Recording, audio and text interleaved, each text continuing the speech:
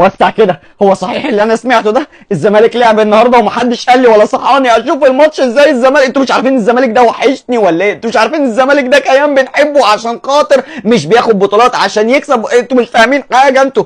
طمني، احكي لي، قول لي ايه اللي حصل في الماتش النهارده؟ الزمالك عمل ايه؟ في يا عم بالراحه، هو ماله عامل زي الطور الهايج ليه كده؟ يا عم الزمالك كان بيلعب النهارده واطمن ما تقلقش، الزمالك كسب السكه الحديد. والله الزمالك كسب؟ تصدق فاجئتني بجد، ما كنتش عامل حسابي على كده. ما عادي يعني الزمالك يكسب، ده الطبيعي. ده غير طبعا ان احنا كنا بنلعب نادي سكه الحديد مع الاحترام ليهم، يعني ما كناش بنلعب الاهلي مثلا.